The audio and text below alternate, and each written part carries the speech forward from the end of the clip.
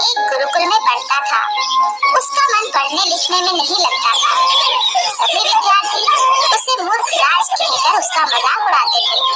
शायद मैं सचमुच ही बुद्धू हूँ। गुरुजी भी वरदराज को बहुत समझाते, परंतु वरदराज को कुछ समझ न आता। बेटा वरदराज, अध्याय पर ध्यान दिया करो ताकि उसे समझ सको। हाँ गुरुजी, आज मैं पूरा अध्याय याद कर लूंगा। गुरुकुल के सभी विद्यार्थी गुरुजी के प्रश्नों का उत्तर देने को तत्पर रहते, लेकिन वरदराज किसी भी प्रश्न का उत्तर नहीं दे पाता। किस ने अपना पाठ याद कर लिया है? वरदराज, तुमने क्या अपना पाठ याद कर लिया? मुझे तो कुछ भी याद नहीं। बेटा वरदराज, पढ़ना लिखना तुम्हारे बस की बात नहीं। शायद भगवान ने मेरे भाग्य में विद्या लिखी ही नहीं।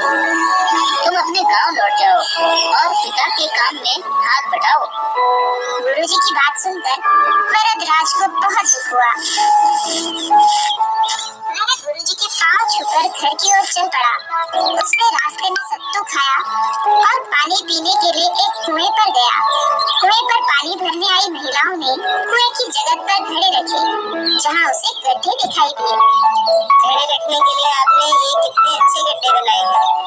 यहाँ हमने गड्ढे बनाए नहीं है, ये निशान घड़ों के कारण स्वयं ही बन गए हैं। क्या मिट्टी की घड़ों में इतनी शक्ति होती है कि वे पत्थर को खींच दे?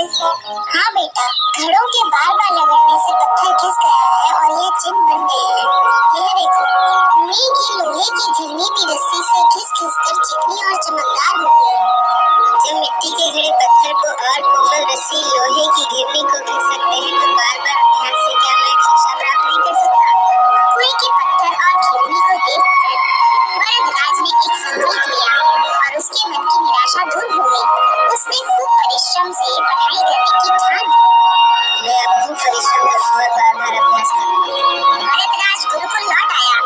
उसने गुरुजी को अपने मन की बात बताई। उसकी बात सुनकर गुरुजी प्रसन्न हो गए। गुरुजी प्रणाम।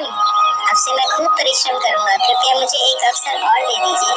ठीक है पुत्र, लगन से पढ़ना और प्रतिदिन अभ्यास करना। जो समझ में न आए मुझसे निसंकोच पूछना। वरदराज अभ्यास के महत्व को समझ चुका था। उसने खूब परिश्रम किया। बड़ा होकर यही वरदराज संस्कृत का प्रकांड विद्वान बना। उसकी ख्याति सारे भारत में फैल गई।